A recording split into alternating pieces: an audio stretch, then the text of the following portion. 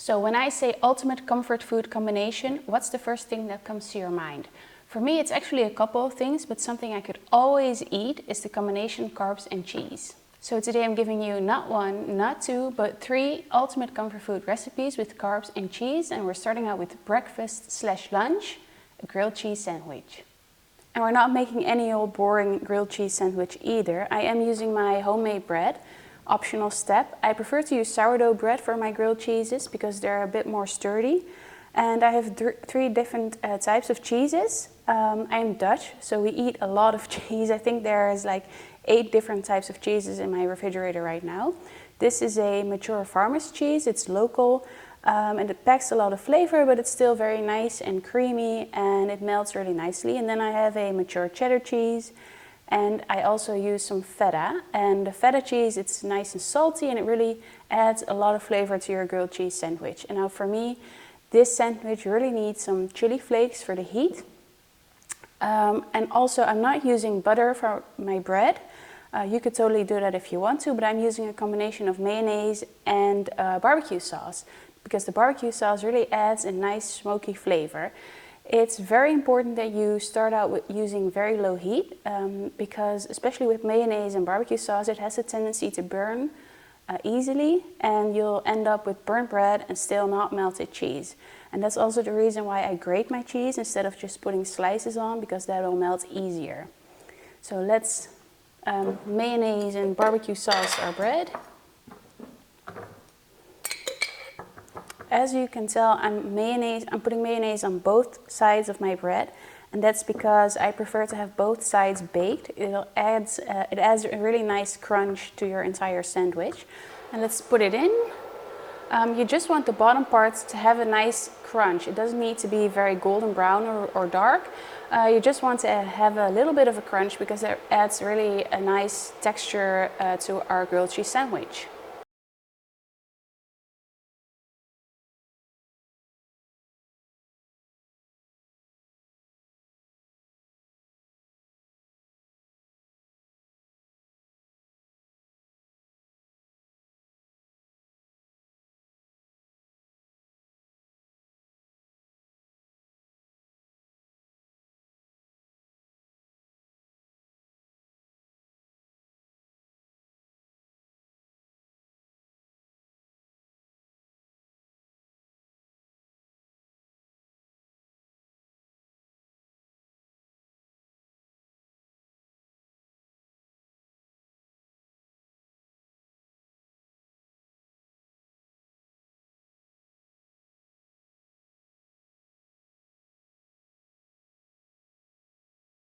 So for me, this is the perfect grilled cheese sandwich. It has some nice heat because of the chili flakes, saltiness because of the feta, smokiness because of the barbecue sauce, and it's carbs and cheese, so what more do you want, right?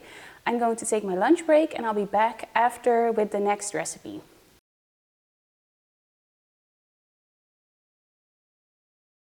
So next up is loaded nachos, and loaded nachos is great because it's super versatile. You can make a vegetarian version, or if you don't have a lot of time, you can do like a spicy ground meat. If you have more time, you can do pulled pork or pulled chicken, and that's what we're making today, pulled chicken. I'll bake my chicken in the pan first with some spices, add a splash of water, put the lid on and just let it cook until it falls apart. And then I'll add some barbecue sauce, and in the meantime we'll cut our veggies. Hey! The cat's hungry, I think.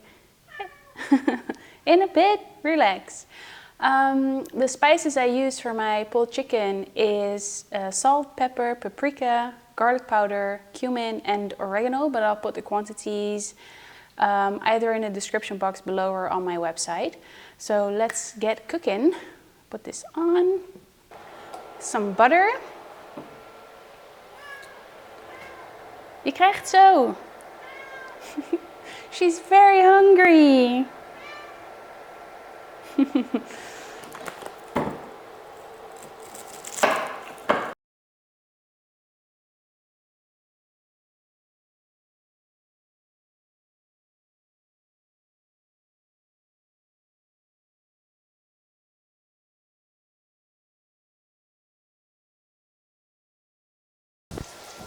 The butter is melted. I'm going to add the chicken now.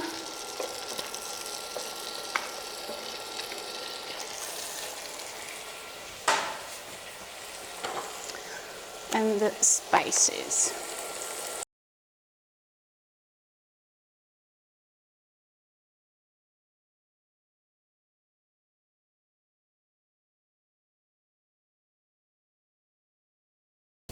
I've just browned the chicken, and as you can see there's all the stuff at the bottom of the pan, but that'll come off once you add your water. And I'm just going to add a little bit of water. I think this is only around 100 milliliters, because once I put the lid on my pan, nothing escapes from there, no steam will come out. If your lid is not as heavy as this is, because this is cast iron, then you might need to check occasionally and see if you need to add some more water, because you don't want your chicken to be dry, or you don't want all the water to evaporate. So let's add it. Like I said, it's just a splash, it's not underwater or anything. And now I'm going to put the lid on. I'm going to put it on the stove, because this hot plate creates hot spots. Only the center gets very warm and nothing in the circle. So I'm going to put it on the stove, and it will take about 30 minutes for the meat to cook and be very soft and tender. It's about 30 minutes later and the chicken has cooked, but as you can see there's still a lot of moisture in the pan. So I'm going to put it on the stove so that the moisture evaporates, because we do want to have all of that flavor left in our chicken, so we don't want to pour away that moisture. And once the moisture has mostly evaporated, then we'll add the barbecue sauce and we'll tear apart our chicken. So this has been on the stove for a couple of minutes and there's still some moisture in there, but not a lot. But we do need some, or it's preferable that we have some moisture, because that really makes the chicken very tender and it doesn't go dry. So now the hack with the whisk, it actually works. So I just kind of break it up.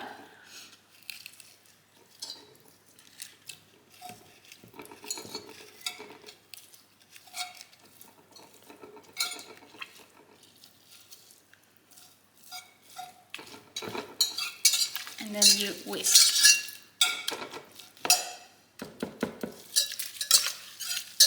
Let's add the barbecue sauce.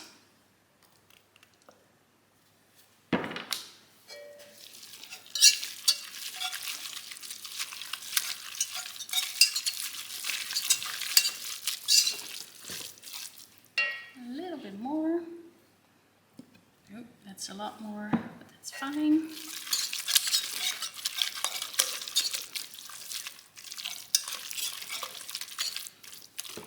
And that is our chicken. Okay, time to build the nachos. So today I'm choosing just pretty basic loaded nachos. Nachos are pulled chicken, red onion, parsley and cheese. I'm using two types of cheeses, a mature cheddar and a low moisture mozzarella. Now normally I'm not a fan of using pre-grated cheese, because they add starches to these bags so that it doesn't clump together. But in the Netherlands you can't really buy a block of low moisture mozzarella. It's just the fresh buffalo milk mozzarella, the balls. But that's way too wet, so you definitely need that low moisture, and we only get pre-grated packages of low moisture mozzarella here, so we'll have to make do. So yeah, let's start layering it up. Just chips, chicken, red onion, cheese, parsley, and then repeat until you're out of pretty much everything.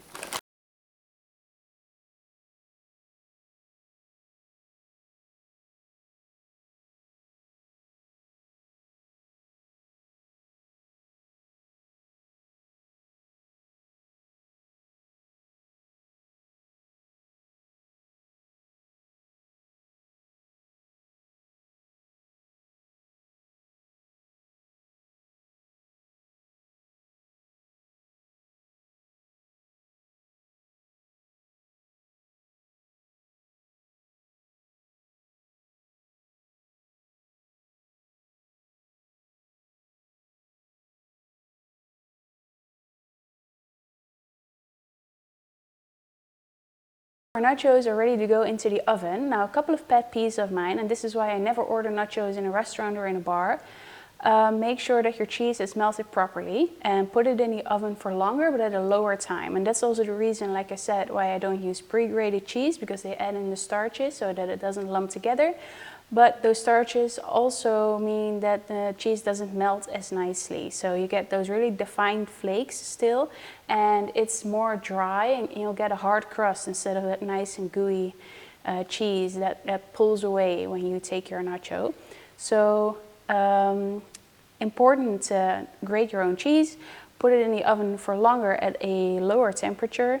And I, like you could see, really like my nachos loaded. So a lot of the filling and not as much of the chips. In a restaurant or in a bar, you'll probably pay somewhere between 15 and 20 euros for loaded nachos, and you'll mostly get chips with like a couple of dry, barely melted pieces of cheese, and that's pretty much it. So yeah, that's why I like to make it at home. I'm going to put this in the oven now. I'm thinking like 20 minutes, but I'll check frequently to see if everything is melting nicely and it's not going too fast, because then I'll put the temperature down, and I'll get back to you once this is done.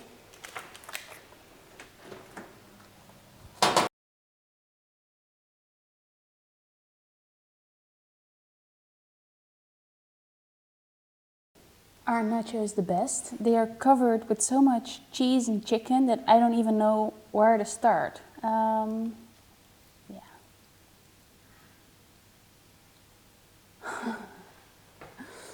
Love it.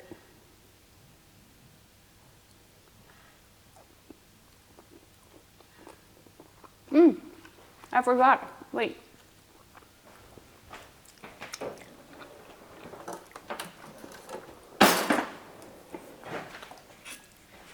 Can't do nachos without creme fraiche.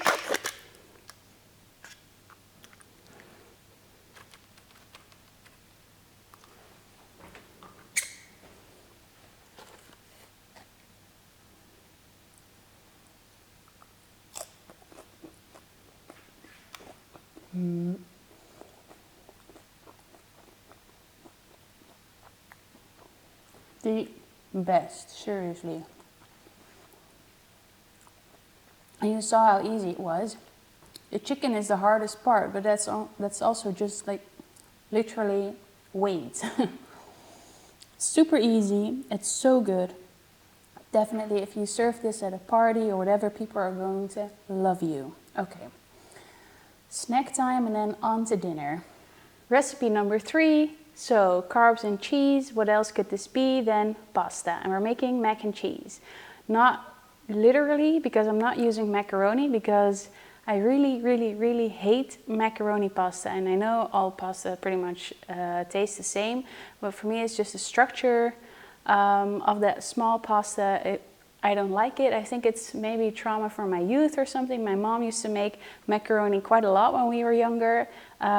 Ketchup went in there. I didn't like it. I never liked it. So now I just don't want to eat that type of pasta ever again. So I bought some bigger pasta. But if you do like it, you can definitely go ahead and buy macaroni. The recipe remains the same. If you boil your pasta, you need to do that in very salted water. It needs to taste like seawater. And that has a couple of benefits. So the pasta already has a nice flavor, and also if you use the pasta water for your dish, you'll season it immediately as well. So for a lot of pastas, you'll use your pasta water because that contains starches, and that helps with binding the sauce and binding the pasta to your sauce. But for this sauce, we're using a roux. That's a French, a basic sauce. It's just butter and flour whisked. That's a cheddar, and bake it, not really bake it, but keep it on low heat for a couple of minutes without adding anything to cook your flour, because otherwise you'll get that raw flour taste in your sauce and you don't want that. So equal amount of butter and flour, and then you add milk and just keep on whisking it on low to medium heat until you get a very thick sauce. And then you'll have a bechamel, but you can add cheese for a cheese sauce like we're doing here today. So I'm going to add my butter. I'm not weighing anything really. With dishes like this, I know what the structure is I'm going for. I know what it needs to look like. So I just kind of wing it pretty much. But I need to add my butter, melt the butter, and once the butter has melted, I'll add my flour.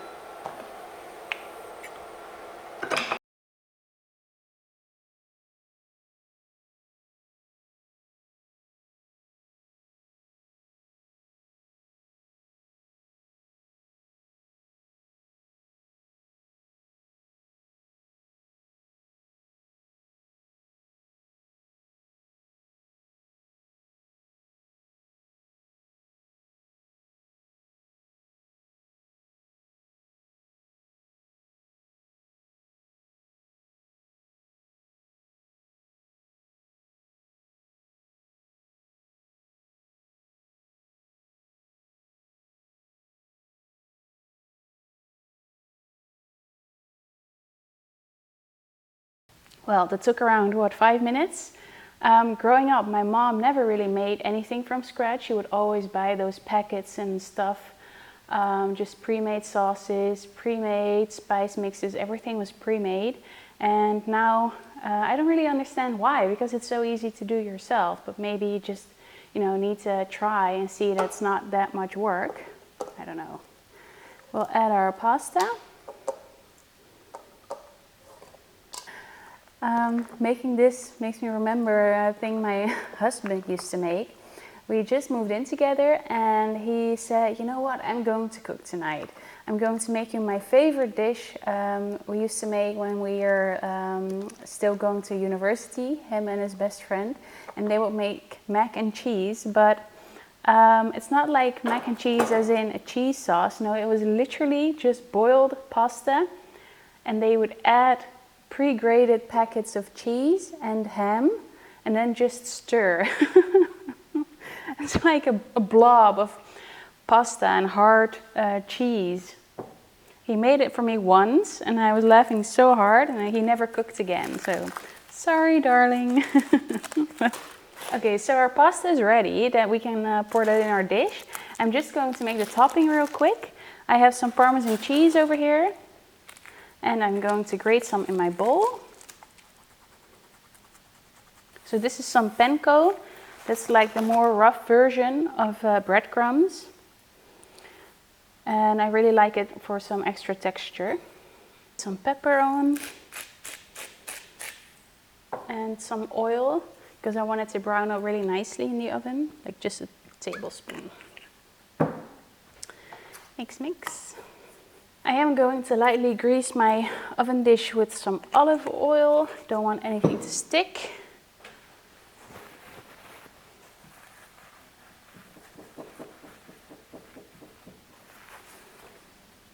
Add the pasta.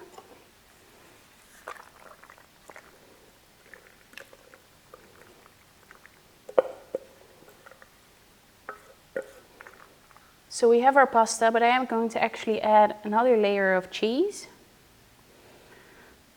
Just because I like the stringiness of just molten cheese after it comes out of the oven. Lovely. And then I'll add breadcrumbs. I am going to bake this for around 20 to 30 minutes until the breadcrumbs are nice and golden brown. The pasta is already pretty much cooked. I just cooked it until al dente, so it did have a nice bite, so it doesn't go mushy while it's baking in the oven. So I'll see you in, let's say 20 to 30 minutes.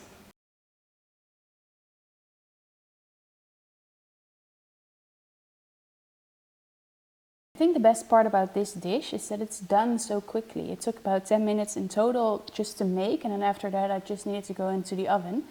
I really love the panko and parmesan layer. It adds a nice addition of texture. And also it's so versatile. This is just like the plain dish. You can add bacon if you want to, or even like fried chicken, or if you want to go a little bit more fancy like crab or lobster. It all works very well, so that's perfect. I'm going to enjoy a couple of more bites. I'm already so full. And then I'm going out for my run. Definitely need that today. So yeah, thank you so much for watching. I hope you enjoyed this video, and I hope you got some inspiration on what to make next for your lunch or your snack or your dinner. And then I'll see you guys next time. Oh, and don't forget to like and subscribe, obviously.